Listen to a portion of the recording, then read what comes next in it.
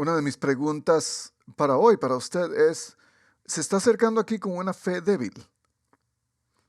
Muchos de nosotros, tal vez detrás de la cámara y aún de este lado de la cámara, en algún momento de la vida hemos experimentado una fe débil. Y algunos venimos asumiendo que si tenemos una fe débil, no estamos siendo agradables delante de los ojos de Dios. Estoy hablando de aquellos que ya hemos puesto nuestra fe, que hemos decidido seguir a Cristo. Pero algunos, seamos honestos, algunos sobrevivimos por algunas temporadas de la vida con una fe que flaquea, con una fe muy débil. Y hay diferentes razones para ello. Algunos de nosotros tenemos una fe débil, lo estamos experimentando, estamos pasando por ese valle de sombra y de muerte con nuestra fe debilitada por constantes decepciones, decepciones que vienen de la gente, decepciones que vienen de la vida, de situaciones que ocurren, decepciones que aún vienen de parte, de acuerdo a nuestro pensamiento, de Dios, porque Él ha prometido cosas que no ha cumplido y que nosotros estábamos esperando. De acuerdo a nuestras expectativas, Dios debió haber hecho esto a la manera que yo estaba pensando. Algunos de nosotros tenemos una fe flaqueante, una fe débil porque nos sentimos frustrados con muchas cosas. La vida no está funcionando como nosotros pensábamos. Nuestras relaciones no están funcionando como nosotros pensamos. Esta cosa del cristianismo no está funcionando como yo estaba pensando que funcionaba. O por lo menos como me habían dicho.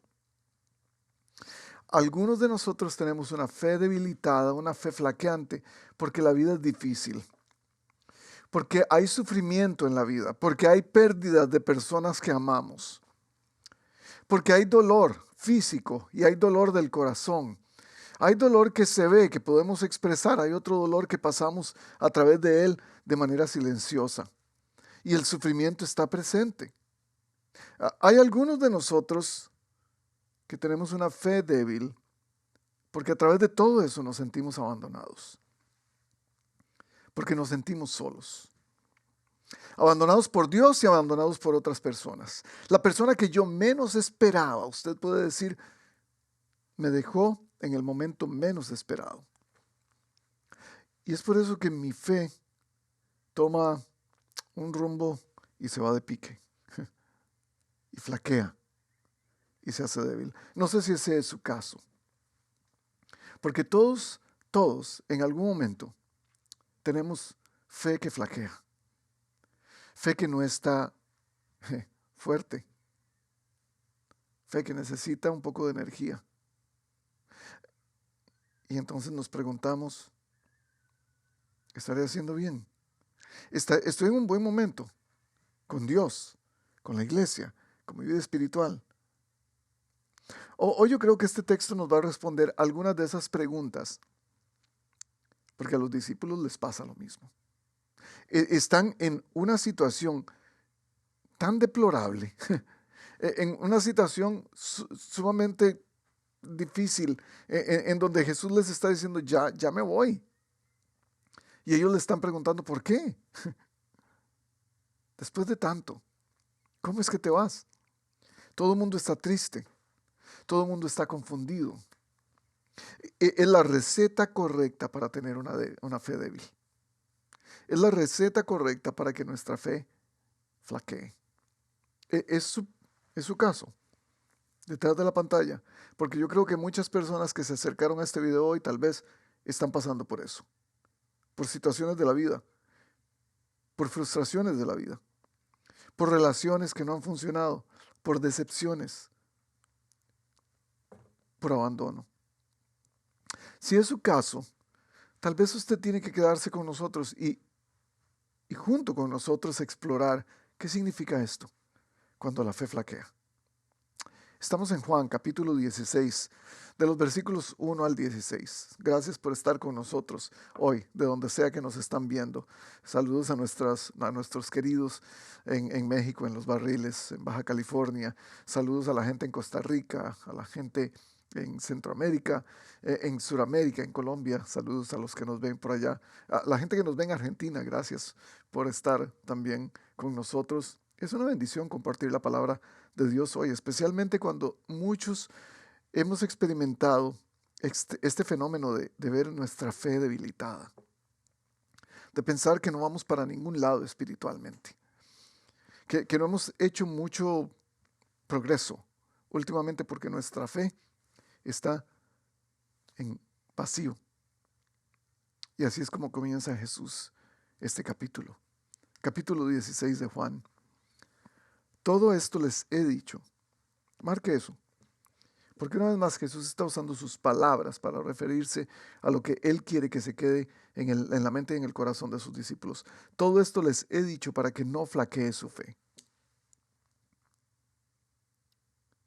Y Jesús no pudo haber dicho esto solo porque sí. Jesús tuvo que haber dicho esto porque Él veía no solamente en sus rostros, pero en su corazón un decaimiento particular. Ellos lo van a mostrar en algunas horas cuando se quedan dormidos mientras Él está orando. Y es el caso de algunos de nosotros. Nos vamos a quedar dormidos orando y pensamos, caramba, ¿qué está pasando conmigo? Porque antes no ocurría esto. Y Jesús les recuerda, hey, yo les voy a decir esto para que su fe no flaquee. ¿Qué les va a decir? En lugar de darles ánimo, más bien les explica las razones. Y les dice, los expulsarán de las sinagogas. Llegará el día en que cualquiera que los mate pensará que está prestando un servicio a Dios. Y recuerden, la primera persona que hizo esto visiblemente fue Saulo de Tarso, pensando que le estaba haciendo un favor a Dios y al judaísmo. Estaba destruyendo la vida de muchos cristianos.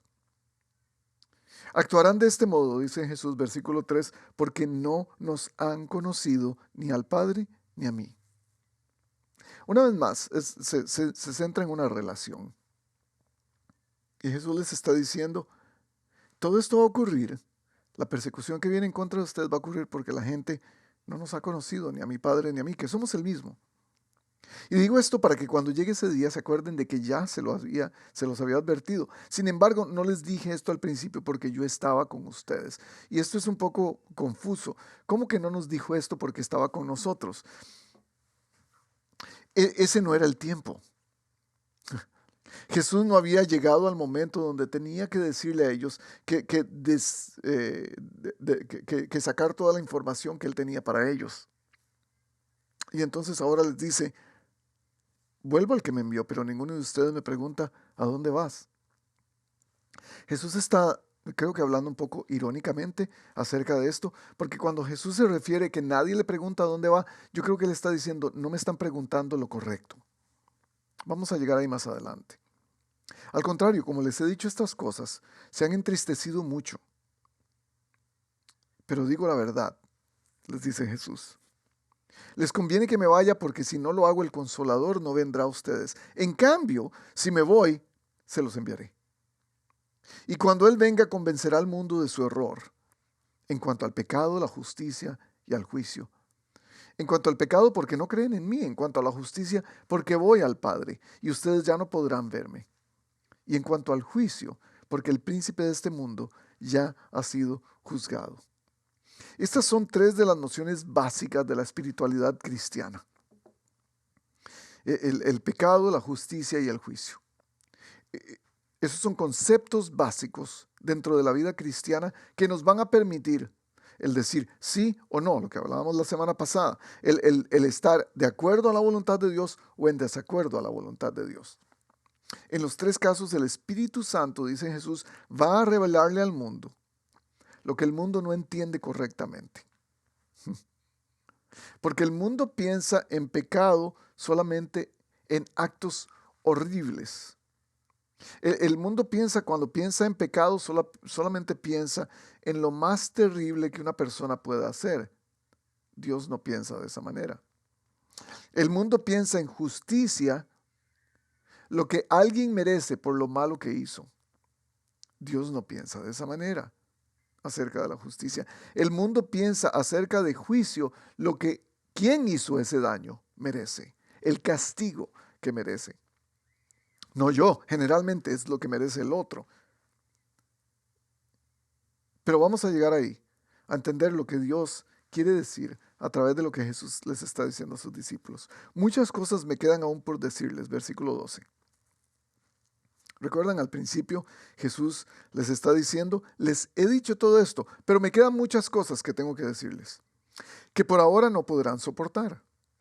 No puedo descargar todo en ustedes en este momento, pero cuando venga el Espíritu de la verdad, Él los guiará a toda la verdad, porque no hablará por su propia cuenta, sino que dirá solo lo que oiga y les anunciará las cosas por venir. Él me glorificará, porque tomará de lo mío y se lo dará a conocer a ustedes. Todo cuanto tiene el Padre es mío. Por eso les dije que el Espíritu tomará de lo mío y se lo dará a conocer a ustedes. Uno de los versículos claves, no solamente en el libro de Juan, pero también en la Biblia, acerca de la doctrina de la Trinidad. Dios hablando entre sí mismo, conversando entre sí mismo como tres personas, el Hijo, el Padre y el Espíritu Santo. Y Jesús termina diciendo, dentro de poco ya no me verán, pero un poco después volverán a verme. Y termina esta parte. Después de escuchar todo esto, usted puede decir, bueno, ¿cómo no va a estar débil mi fe? Jesús me está diciendo que que los mismos que creen en Él, o supuestamente creen en Él, me van a perseguir, me van a matar, me van a tratar mal. Jesús me está diciendo que no sé un montón de cosas, que no tengo que saberlas en este momento.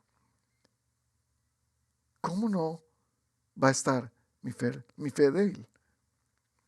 Y es ahí cuando pensamos, cuando hablamos de una fe que flaquea, una fe que está débil, una fe que necesita comida espiritual, una fe que no va para ninguna parte porque está sin ningún recurso para crecer.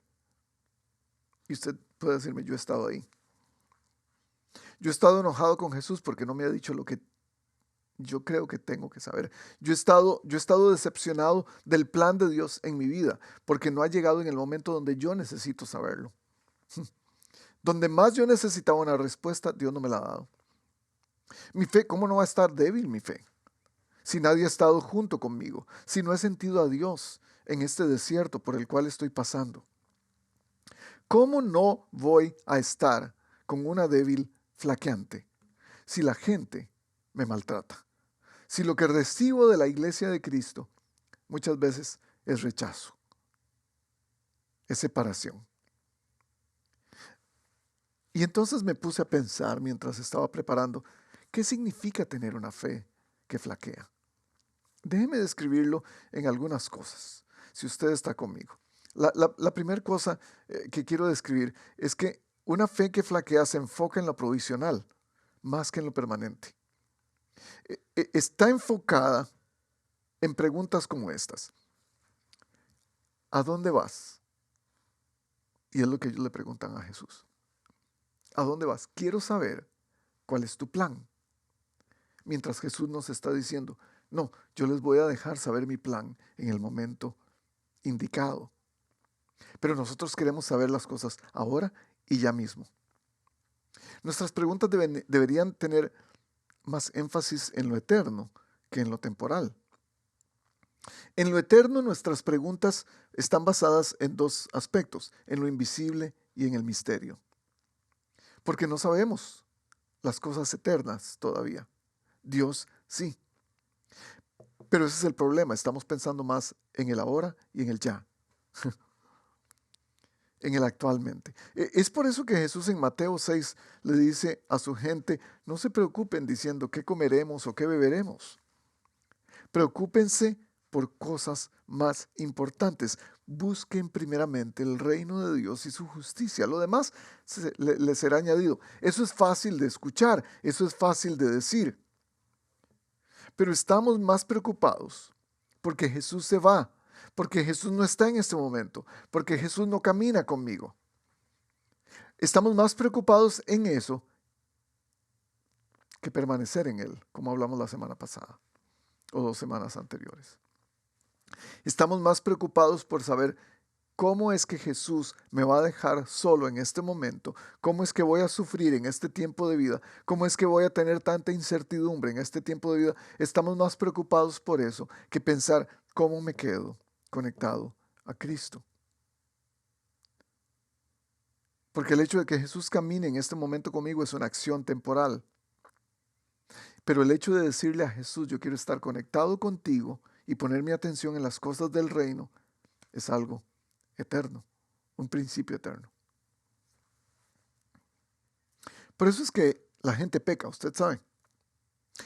Porque creemos que el pecado es provisional, es temporal, es algo pasajero. Para Dios, en realidad, es eterno. Entonces, por eso nosotros mantenemos una mezcla entre lo eterno y lo temporal. Y estamos pensando, puedo pecar porque sé que Dios me va a perdonar. Y estamos pensando que nuestros anhelos del cielo van a compensar nuestro pecado. Y seguimos pensando solamente en lo que está acá, en nuestro propio placer, en lo que nos hace bien, en lo que responde nuestras preguntas para el ya. Y mi pregunta para usted hoy es, ¿en qué piensa más? ¿En lo provisional o en lo eterno? ¿En lo provisional o en lo permanente? Porque de eso va a depender si su fe se va a quedar flaqueante o si su fe va a recibir algo de alimento y de energía. Es que la fe que flaquea también eh, necesita ser convencida de algo. Y según Jesús, necesita ser convencida de culpa. Hay una culpa que tenemos que necesitamos nosotros ver, porque cuando no estamos seguros de algo necesitamos ser convencidos. En la vida cristiana muchos de nosotros caminamos con esa incertidumbre sin saber si lo que estamos haciendo está bien o está mal. Para eso tenemos al Espíritu Santo, para que nos diga qué está bien y qué está mal. Cuando entendemos que no sabemos todo y que dependemos de una fuente más grande que nosotros mismos, es ahí donde vamos a empezar a depender del Espíritu Santo. Solamente anoche estaba viendo un video, hasta tarde, uh, de dos catedráticos ingleses, John Lennox y Peter Atkins. John Lennox es un cristiano ávido, científico, profesor en la universidad, en una universidad famosa en Inglaterra. Y Peter Atkins es un ávido ateo, también científico, que no cree en la existencia de Dios. Ambos estaban en un debate, definiendo si la ciencia puede contestar todas las preguntas en la vida. Llegó un momento en el tiempo de preguntas y respuestas donde alguien preguntó, ¿habrá alguna razón de que usted pueda ser convencido de lo contrario a lo que cree? John Lennox, el cristiano, él respondió, bueno, yo puedo ser convencido de que Dios no existe si usted me prueba que no resucitó, si usted me prueba que las personas que escribieron la Biblia no fueron personajes históricos y una serie de cosas. La manera en cómo Peter Atkins respondió me habla acerca del poco convencimiento que tiene de su propia culpa, porque él dice, nada va a poder convencerme de que Dios existe, eso no tiene sentido, que exista un Dios, nada me va a convencer de ello. Él no necesita ser convencido de nada en términos espirituales. Él no necesita ser convencido de culpa. Él no necesita ser convencido de su pecado, del juicio que requiere esas dos cosas, de la justicia que requiere no cometer el pecado. Y algunos de nosotros, sin tener tanta capacidad catedrática como estos dos hombres de los que estoy hablando, algunos de nosotros tenemos la misma capacidad de orgullo, de decir, yo no puedo, no necesito ser convencido de nada de lo que estoy haciendo. Pero de acuerdo al plan de Dios, de acuerdo a la voluntad de Dios, todos pecamos. Estamos separados de la gloria de Dios. Necesitamos una unión, necesitamos una conexión con Él, necesitamos una línea, una vía, un camino para llegar a Dios. Ese camino es Cristo. Y la única manera de que esto suceda es a través de la voz de Dios, a través de la voz del Espíritu Santo en nosotros. Si Dios no está presente en nuestra vida, no hay conciencia moral. No vamos a tener ningún deseo de ser confrontados por lo malo que hacemos. No hay conciencia moral. O sea, la separación entre el bien y el mal depende de nosotros, no de una autoridad superior a nosotros. Podemos seguir haciendo lo que seguimos haciendo sin sentido de culpa. Eso significa pensar que lo que hacemos no está mal. Cuando creemos que no tenemos pecado, es cuando posible tenemos que revisar más acerca de nuestro pecado.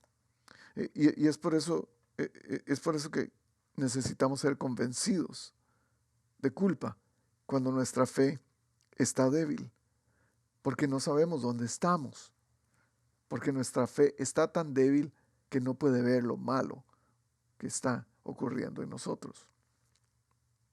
Jesús dice que el mundo tiene que ser convencido de pecado. Tenemos que ser convencidos de que somos culpables. Somos culpables de muerte y Jesús paga esa culpa a través de su sacrificio en la cruz. Podemos verlo de dos maneras. Podemos ver la aceptación de esa culpa a través de condenación. Somos condenados por el pecado que cometemos. Eso es cuando el enemigo habla a nuestros oídos, cuando esa pequeña voz del enemigo nos dice que somos unos fracasados, que debemos tener miedo y que tenemos que sentir vergüenza por lo que hemos hecho. Entonces, eso nos lleva a huir de Dios. Entonces, eso nos dice, Dios es un Dios que va a castigarte. Por lo tanto, tienes que huir de Él. La otra manera de ver la aceptación de nuestra culpa es a través de la convicción del pecado, que es lo que está hablando Jesús. Jesús nos está diciendo que la convicción del pecado es cuando el Espíritu Santo, viviendo en nosotros, revela lo malo que hay en nosotros. Revela que debemos confesar y arrepentirnos de lo que hemos hecho. Y ambas de esas cosas requieren humildad. Ambas de esas cosas requieren, el arrepentimiento y la confesión, requieren que hagamos un cambio en nuestra vida. Eso nos hace, en lugar de huir de Dios, como lo hace la condenación, vamos a correr hacia Dios, hacia sus brazos, en busca de gracia y de perdón, para lograr esos cambios en nosotros. Ser condenados por el pecado nos hace criminales. Y un criminal merece castigo. Ser convencidos del pecado nos hace conscientes de lo malo que hemos hecho. Y eso nos hace cambiar. La vergüenza no elimina el pecado. El arrepentimiento sí lo elimina. Eso es para los judíos un asunto de discusión. Porque para los judíos el pecado significa lo opuesto a ser recto, a cumplir la ley de pies a cabeza. Si no cumples la ley, eres pecador. Ese es el concepto para los judíos. Para Jesús significa no estar dentro de su voluntad. Pecar significa no estar dentro de su voluntad. No hacer lo que Él nos está pidiendo que hagamos. O sea, hacer lo que me da la gana. Para un judío, la justicia significa que voy a rendir, que voy a hacer lo suficiente para poder tener un galardón, para poder tener un premio. Es como mis hijos. Ellos me dicen, cuando hago algo que no está de acuerdo a lo que ellos querían, porque ellos creen que han hecho lo suficiente como para ganárselo, ellos me dicen, no es justo. No es justo que mi hermana tenga lo que yo también trabajé para tener. No es justo que ella tenga un color diferente al globo que compramos. No es justo, le dicen los discípulos a Jesús, no es justo que te vayas después de que te hemos seguido por tanto tiempo y todavía lo están viendo con ese sentido. La justicia para los judíos está basada en tu rendimiento, en lo que has hecho para lograrlo. Para Jesús no, para Jesús es el resultado de una relación con el Padre a través de Él mismo. Es la herencia que el Hijo merece solamente por ser hijo, no porque ha hecho algo. El juicio para los judíos es lo que merecen otros por no haber hecho bien lo que deberían haber hecho. Para Jesús el juicio es la manera de morir a nuestra propia justicia y a nuestro propio pecado. Porque ahora estamos enjuiciando a esas dos cosas. Estamos enjuiciando al pecado en nosotros. Estamos enjuiciando al concepto errado de justicia que tenemos en nosotros. Y vamos a morir a nosotros mismos. Esto es difícil de entender para muchos de nosotros. Y algunos que están escuchándome posiblemente están pensando, yo no entiendo todos los conceptos de los que está hablando Rey. Eso quiere decir que yo debo estar descalificado. Eso quiere decir que yo no soy parte de esto. Eso quiere decir que tal vez Dios no me necesita. Déjeme decirle el siguiente principio que tengo para una fe que flaquea. Una fe que flaquea no descalifica, pero sí debilita. No te va a dejar descalificado. No te va a sacar, pero te va a hacer más débil cada día. Porque creemos que una fe débil nos descalifica para vivir en la vida cristiana. Creemos que cuando nos sentimos que ya no podemos seguir más, cuando ya no podemos rendir más, dar más rendimiento, cuando no podemos hacer más cosas de las que estamos haciendo, pensamos que Dios se va a enojar con nosotros. Es por eso que tenemos esta idea de que si oramos más, que si leemos más la Biblia, que si vamos más a la iglesia, que si servimos en muchos ministerios de la iglesia, podemos tener más aceptación de parte de Dios en nosotros. Cuando no estamos haciendo esas cosas y sentimos que nuestra relación se está debilitando con Dios, es ahí cuando nuestra fe flaquea. Y pensamos que somos nosotros los que vamos a lograrlo. Acabo de ver un programa, un show de televisión que se llama Alone, solo o solitario. Mi esposa y yo lo estábamos viendo y es un reality show en donde los participantes por 100 días tienen que estar exiliados en un lugar completamente aislado, generalmente en Alaska o en el Ártico, en lugares sumamente fríos, desolados, y ellos tienen que ver por su propio sustento, por su comida, por su techo, tienen que cazar sus propias cosas, hacer su propio fuego, etc. Ayer vimos el episodio final, mi esposa y yo. Y ganó este muchacho, un muchacho mexicano, Juan Pablo se llama. Él ganó. Ya había ganado. Y había tenido unos días muy difíciles. Tenía 11 días sin comer nada.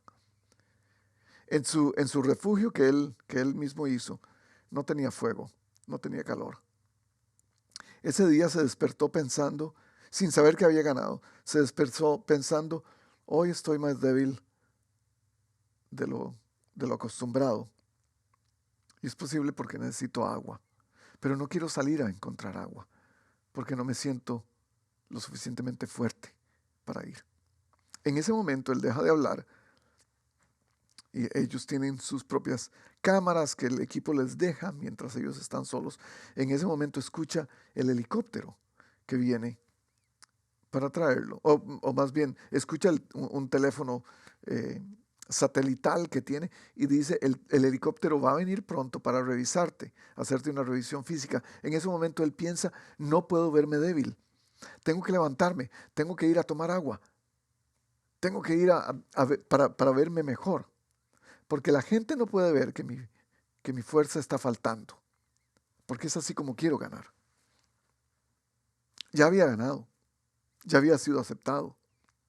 Eso somos nosotros, gente, muchas veces. A veces pensamos que dándole la cara a Dios, como si estuviéramos bien espiritualmente, es como Él nos va a aceptar, porque no queremos ser descalificados por Él. No queremos ser descalificados por la iglesia, por nuestros líderes, por nuestros pastores, por nuestros hijos. Es por eso que cuando tenemos la oportunidad de llorar, decimos, no quiero llorar porque quiero que la gente me vea fuerte. Quiero ser fuerte en frente de mis hijos cuando pierdo un ser querido, para que ellos no me vean llorando. Y pensamos que esas son las maneras a través de las cuales nuestra fe va a parecer fuerte.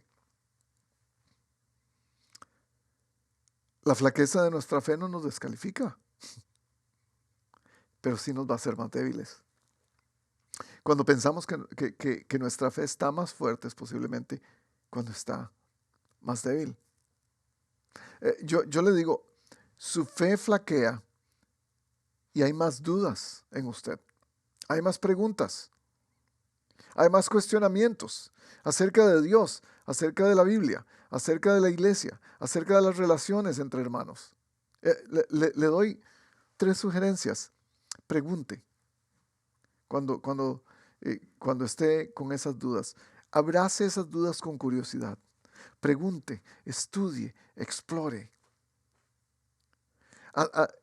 Varias cosas.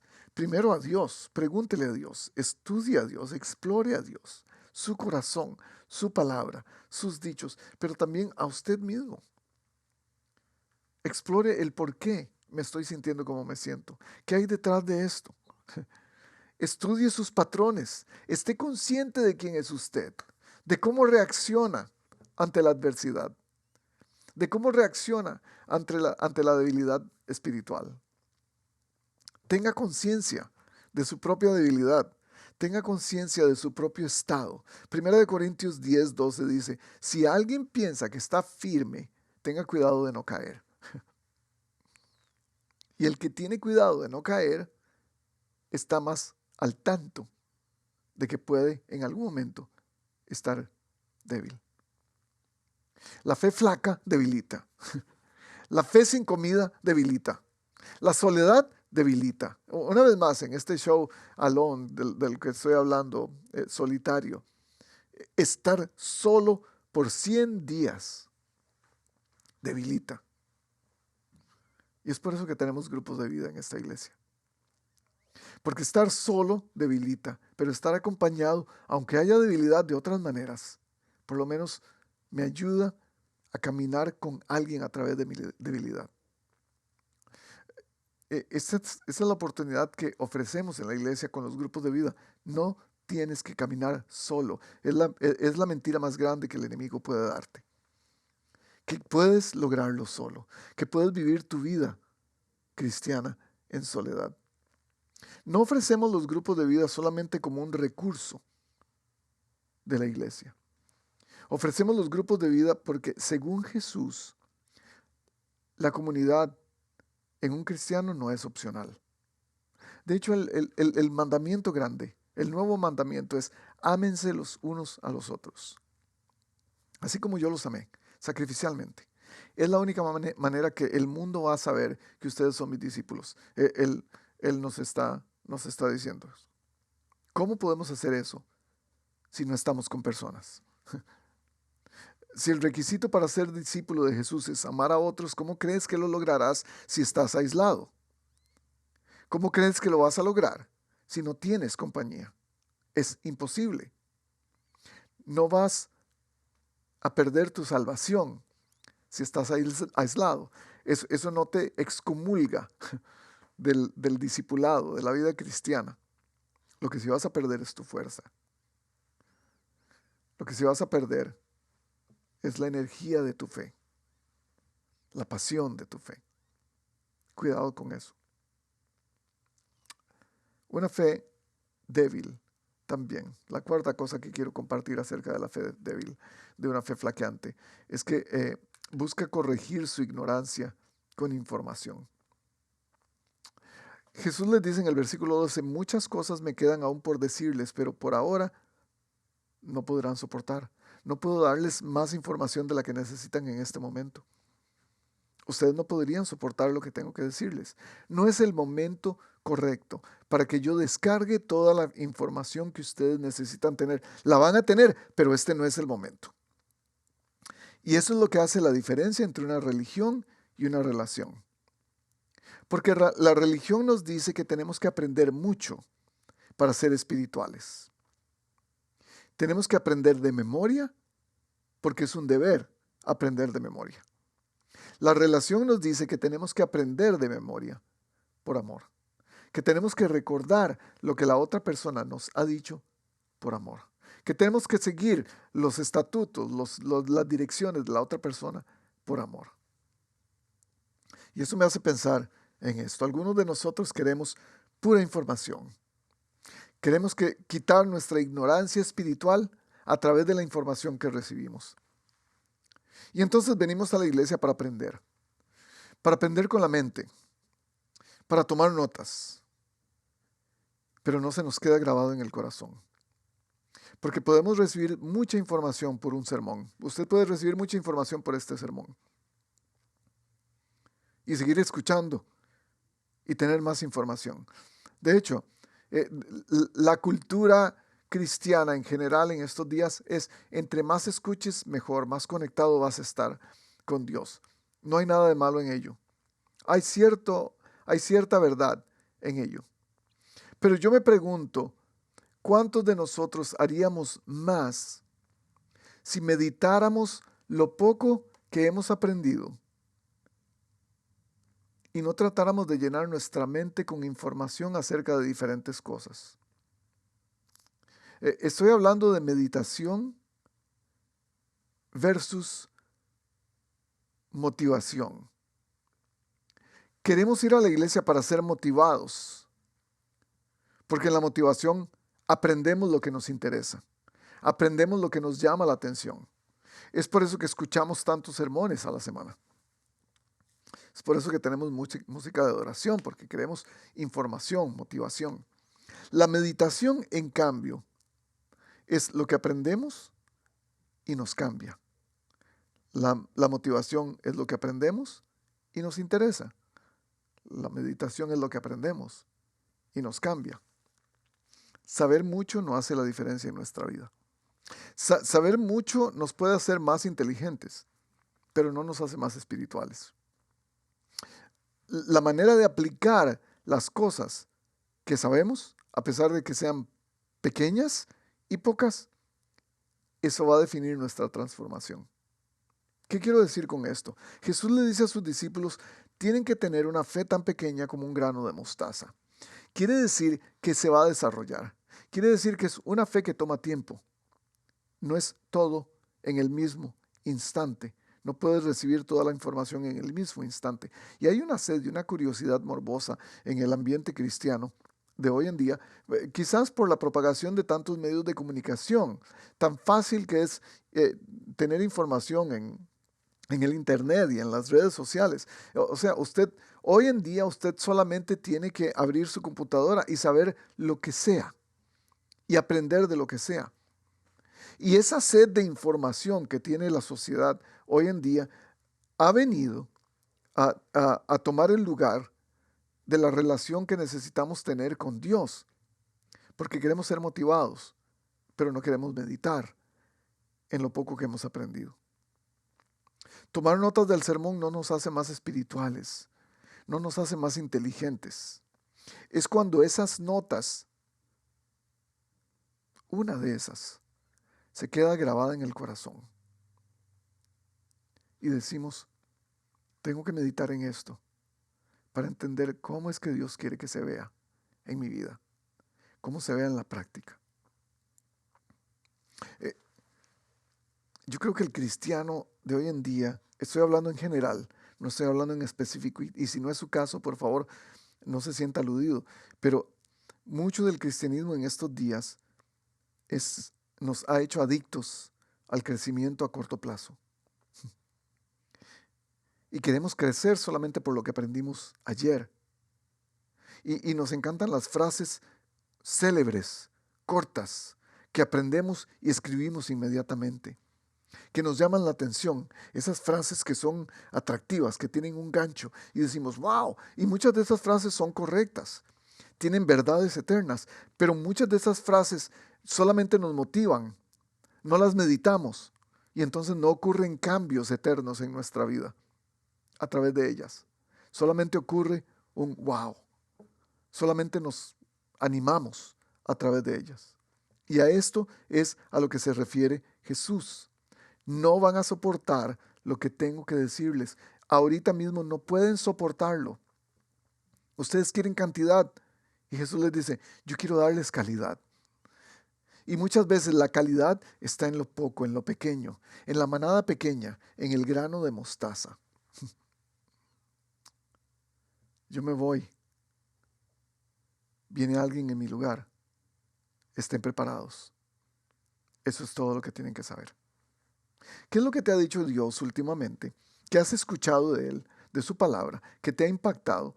¿Y cómo has meditado en eso? ¿Cómo te has quedado ahí? Porque generalmente nos motiva, nos impacta y lo dejamos. Y se nos olvida 2 días después.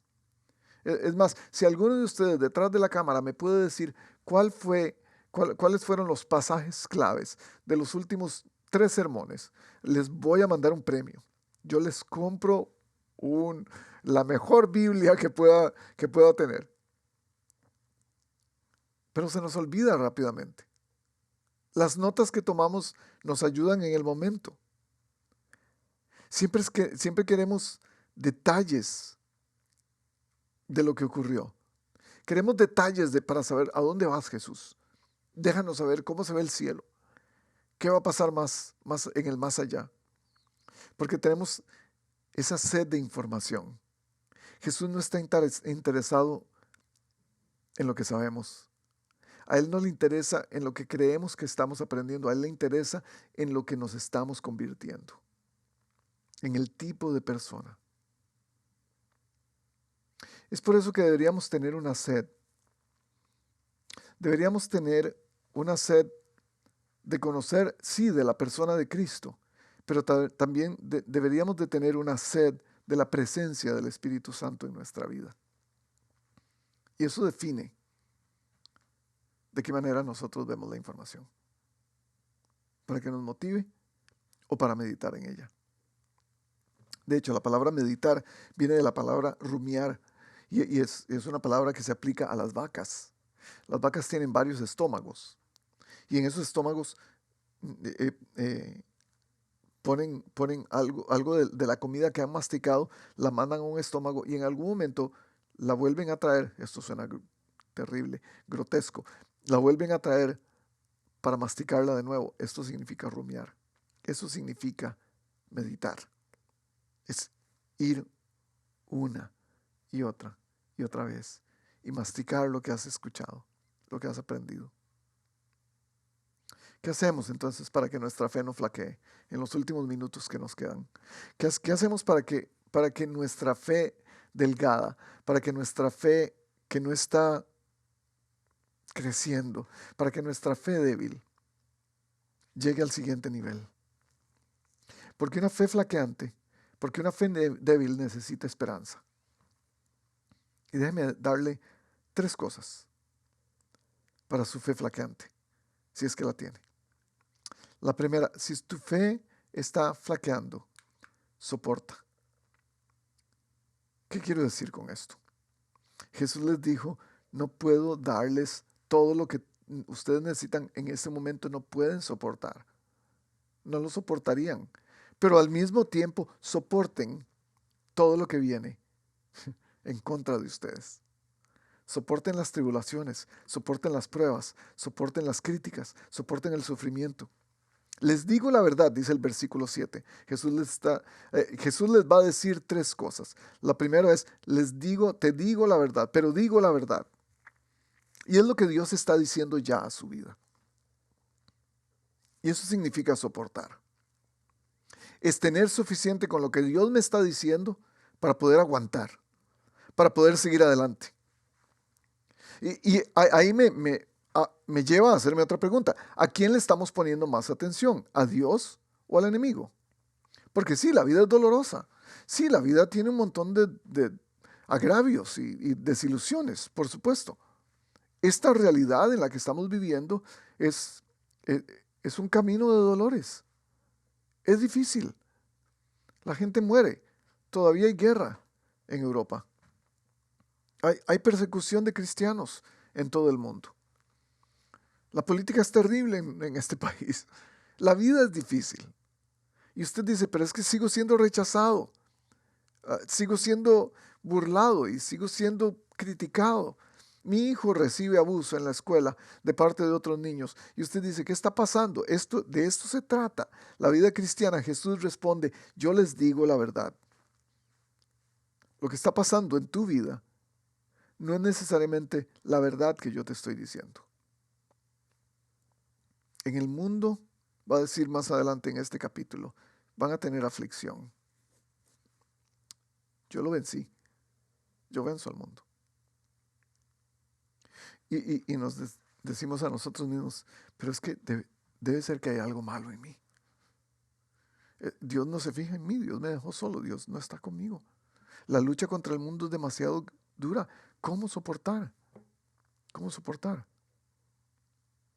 Las últimas palabras de Jesús antes de partir para el cielo es, yo voy a estar con ustedes hasta el fin del mundo. Él va a estar. Eso nos va a ayudar a soportar. Saber que hay alguien con nosotros. Saber que hay gente que también está soportando y con los que podamos caminar. Es por eso que Pablo lo dice una y otra vez en sus cartas. Ayúdense, sopórtense los unos a otros o apóyense los unos a otros. En el libro de Josué, Dios se lo dice a Josué de manera más clara. Esfuérzate y sé valiente. Sigue adelante. No dejes la lucha. No dejes de luchar. Hoy Dios te dice la verdad, como Jesús se la dijo a sus discípulos. Soporten. Pero también, si tu fe está flaqueando, recuerda. ¿Qué hay que recordar? Jesús dice, todo esto les he dicho en el versículo 1. Todo esto les he dicho. Lo que yo les he dicho desde antes, recuérdenlo. Pongan su memoria en ello. Recuerda lo que Dios te ha dicho. Recuerda lo que ya sabes de Él. Recuerda lo que ya has atesorado en tu corazón. ¿Qué estás recordando? Y eso me lleva a esta pregunta. Es una pregunta muy sencilla, pero para nosotros los cristianos tiene mucho que ver. Porque la Biblia constantemente nos está diciendo que recordemos lo que Dios ha hecho, quién Dios es, la gente que ha hecho cosas en obediencia, en fe a Dios. ¿Qué estás recordando más frecuentemente? ¿Estás recordando los traumas de tu pasado? ¿O el tramo que está por delante? Que te queda por delante. Porque eso va a marcar una diferencia. Si vives la vida viendo para atrás, no vas a poder ver para adelante. ¿Qué estás recordando? ¿Las cosas que Dios hizo o las cosas que nunca lograste hacer? Porque eso también va a marcar una diferencia. Si estás tratando de ganar la fe por las cosas que haces, por tus propios méritos, siempre vas a estar enfocado en eso. ¿Qué estás recordando? ¿Tus debilidades? ¿O a quien afirma tus destrezas? ¿O a quien afirma en qué eres bueno? ¿En qué eres diligente? Hay una palabra en el Nuevo Testamento, es la palabra anamnesis. Es una palabra griega que significa la memoria del sacrificio, la memoria de un sacrificio. Y esta es la palabra que se usaba en la iglesia primitiva a la hora de tomar la cena del Señor, la comunión.